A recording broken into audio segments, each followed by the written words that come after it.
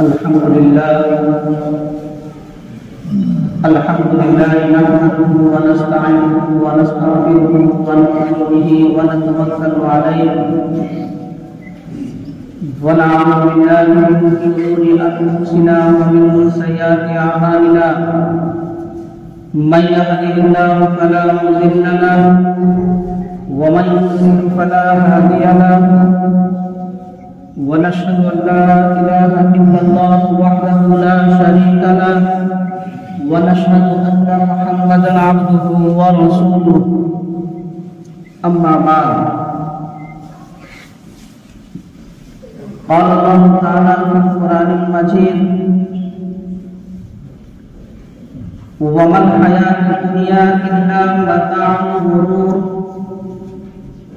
وقال الله تعالى في القرآن المجيد في موضع آخر فإذا قضيت الصلاة فانتشروا في الأرض وابتغوا من فضل الله واذكروا الله كثيرا لعلكم تفلحون. حضرات گرامی اور معزز سامعین کرام، اللہ تبارک و تعالیٰ کا بڑا کرم و احسان ہے کہ اللہ رب العزت نے ہم سبوں کو جمعے کی نماز ادا کرنے کے لیے مسجد میں جمع فرمایا، اور اللہ تبارک و تعالیٰ کا کرم و احسان یہ ہے کہ اللہ رب العزت نے ہم سبوں کو ایمان کے ساتھ ساتھ نبی پاک صلی اللہ علیہ وسلم کی امت میں پیدا فرمایا. میرے آپ حضرات کے سامنے قرآن کریم کی 2 آیتیں تلاوت فرمائی ہے. آج ہم اسی موضوع پر باتیں کریں گے. اللہ تبارک و تعالیٰ سے دعا کریں کہ ہم سبوں کو کہنے سننے سے زیادہ باتوں پر عمل کرنے کی توفیق عطا فرمائے. اللہ تبارک و تعالیٰ نے اس آیت مبارکہ میں صاف صاف بیان فرما دیا کہ وَمَا الْحَيَاةُ الدُّنْيَا إِلَّا مَتَاعُ الْغُرُورِ، کہ یہ دنیاوی زندگی،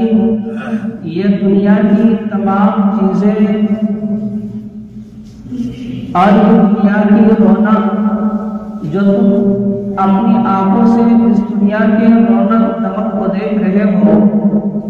یہ تمام کی تمام چیزیں ایک دھوکہ ہے. میرے عزیز بھائیوں، جس پروردگار نے اس کائنات کو بنایا، جس پروردگار نے تمام چیزوں کو بنایا، وہی پروردگار فرما رہے ہیں کہ یہ دنیاوی زندگی محض ایک دھوکہ ہے، اور خالق بنانے والا اس چیز کو بخوبی جانتے ہیں. جس نے اس دنیا کو بھی بنایا اور اس کے رہنے والے کو بھی بنایا، اور رہنے والے کو کہہ دیا کہ اس دنیا کے چکروں میں، اس دنیا کے چمک اور دمک کے رونقوں میں پڑھ کر تم اپنی آخرت کی زندگی کو نہ بھول جانا. میرے عزیز بھائیوں، قرآن کریم میں ایک دوسری جگہ ارشاد فرمایا ہے وَمَا الْحَيَاةُ الدُّنْيَا إِلَّا لَعِبٌ وَلَهْوٌ، وہی پروردگار جس نے ساری کائنات کو بنایا ہے، وہی پروردگار جس نے اس کائنات میں اس سرزمین پر رہنے کے لیے انسانوں کو بھی بنایا، اور پھر وہی پروردگار کہہ رہے ہیں کہ یہ دنیا کی چیزیں محض صرف اور صرف کھیل کود ہے، اس سے زیادہ اور کچھ نہیں ہے.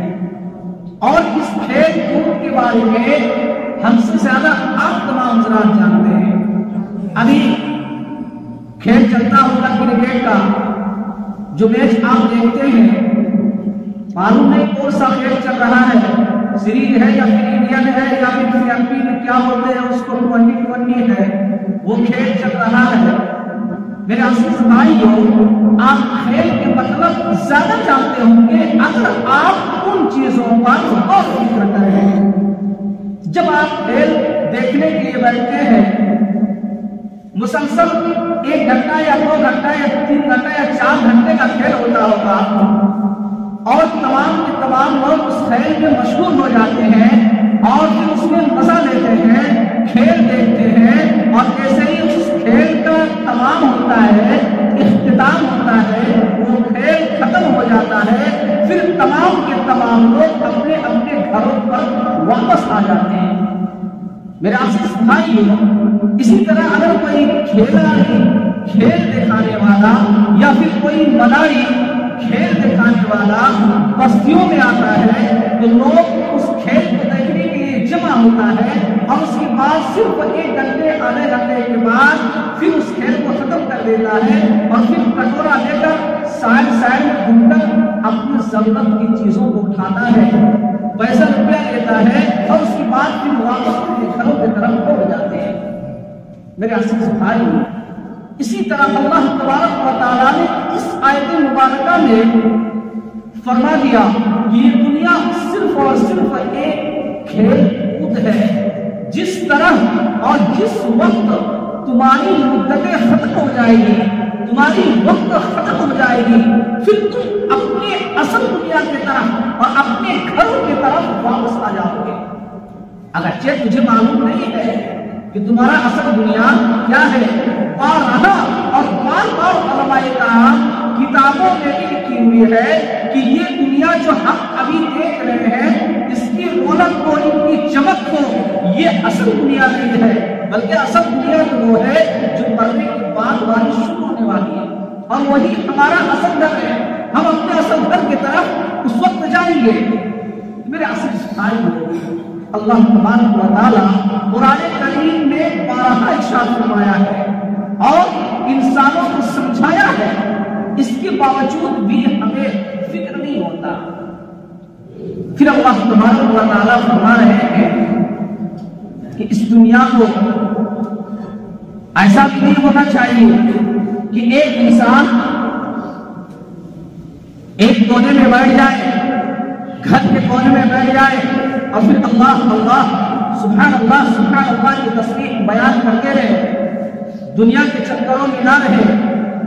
दुनिया की तरफ ना जाए। ऐसा भी नहीं किया। मेरे अजीज भाइयों, कुरान करीम साफ तौर पर बयान फरमाता है, फइज़ा क़ुदियत अस्सलातु फंतशिरू फिल अर्दि वब्तगू मिन फ़ज़लिल्लाह, कि जब तुम जुमे की नमाज अदा कर लो तो फिर तुम दुनिया की तरफ फैल जाओ, अल्लाह के फज़ल को तलाश करने के लिए, रिज़्क़ की तलाश करने के लिए, अपने बच्चों को खाना खिलाने के लिए और उसके रिज़्क़ के लिए दुनिया की तरफ फैल जाओ। वब्तगू मिन फ़ज़लिल्लाह वज़्कुरुल्लाह कसीरन लअल्लकुम तुफ़्लिहून, और दुनिया में फैलने के बावजूद और उसके साथ साथ भी अल्लाह तबारक व तआला का याद करते रहो, उसके जिक्र में रहो, लअल्लकुम तुफ़्लिहून, ताकि तुम कामयाब हो जाओ। बच्चों, पहला फितना ये दुनिया है और दूसरा फितना औरत है। मेरे आशीष भाई, इन दोनों फितनों से बचना बहुत जरूरी है। अब आप कहेंगे कि औरत फितना कैसे, बातें बहुत लंबी चौड़ी हो जाएगी। मेरे आशीष भाइयों, औरत के फितनों से बचना चाहिए। जहां तुम्हारी अकल खत्म होती है वहां औरतों की अकल के बाद फितने शुरू होते हैं वहां से उनके फितने। बनी इस्राइल में जो सबसे पहला फितना आया वो औरतों ही का फितना था। मेरे अजीज भाइयों, इन तमाम चीजों पर गौर फिक्र करें। इस दुनिया से उतनी ही मोहब्बत रखे और उतनी ही मोहब्बत करे जितना इस दुनिया का हक है। जनाब मोहम्मद रसूलुल्लाह सल्लल्लाहु अलैहि वसल्लम ने इरशाद फरमाया कि अगर मुझे इस दुनिया में किसी को दोस्त बनाना होता तो मैं हज़रत अबू बकर सिद्दीक़ रज़ियल्लाहु तआला अन्हु को दोस्त बनाता, मगर अल्लाह तबारक व तआला ने मुझे दोस्त बना लिया है, इसलिए मैं अब किसी को दोस्त नहीं बनाना चाहता। हज़रत अबू बकर सिद्दीक़ रज़ियल्लाहु तआला آپ صلی اللہ علیہ وسلم نے ارشاد فرمایا کہ میں نے اس دنیا میں ہر ایک کے حق کو ادا کر دیا، مگر یہ حضرت ابوبکر صدیق ہے جو میں نے اس کے حق کو ادا نہیں کر پایا۔ میرے عزیز بھائی، تو اس دنیا سے محبت اتنی ہی رکھا جائے جتنا اس دنیا کے لیے حق ہے، اس سے زیادہ نہیں، اور نہیں تو آپ ایسے مصیبتوں میں گرفتار ہو جائیں گے اور اس دنیا کے چکروں میں پڑتے جائیں گے اور پھر اپنی آخرت کو بھی برباد کر دیں گے۔ میرا عزیز بھائیو،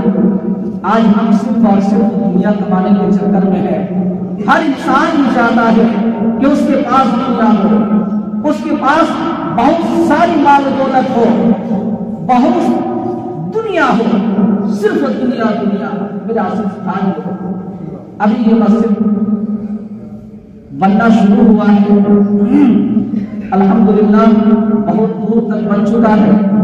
آپ تمام حضرات سے درخواست ہے کہ جو بچے ہوئے کام باقی ہے، دنیا کو ہر انسان کمانے کے چکر میں ہے، ہر انسان حاصل کر ہی رہا ہے، ہم اس دنیا کے کچھ حصے کو، اس دنیا کے کچھ روپیے کو اگر ہم اللہ تبارک و تعالیٰ کے راستے میں لگا لیں، اگر اس چند روپے کو ہم اللہ تبارک و تعالیٰ کے بینک میں اس کے کھاتے میں جمع کر دیں، میرا عزیز بھائیو، کل قیامت کے دن یہی چند روپیہ آپ کے سامنے جب پیش کیا جائے گا اور اس کی وزن اور اس کی بڑھوتری جب آپ دیکھو گے، تم اندازہ لگا نہیں سکتے کہ یہ چند روپے جو میں نے یوں ہی اللہ تبارک و تعالیٰ کے گھر میں دے دیا تھا،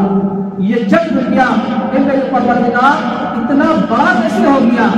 اور یہ کیسے ہوا؟ میرے عزیز بھائی، ذرا سوچے، مسجد کا کام بہت دن سے رکا ہوا ہے اور بہت سارا کام بھی ابھی باقی ہے، اس لیے تمام حضرات سے گزارش ہے تھوڑا محنت کیا جائے، جن کے پاس ہے وہ تھوڑا زیادہ بڑھا کر دے اور سب لوگ اس میں حصہ لیں۔ باہر سے بھی اگر مہمان کرام کوئی چاہتے ہیں کہ اس مسجد کے لیے کچھ اللہ کے راستے میں دے، تو گاؤں کے صدر سیکرٹری سے ملاقات کرے اور اس کو دے دے۔ ابھی کھڑکی کا کام باقی ہے، پنکھے کا کام ہے، بہت سارا کام ہے، اس لیے آپ اس پیسے کو لگائیں تاکہ کل قیامت کے دن اللہ تبارک و تعالیٰ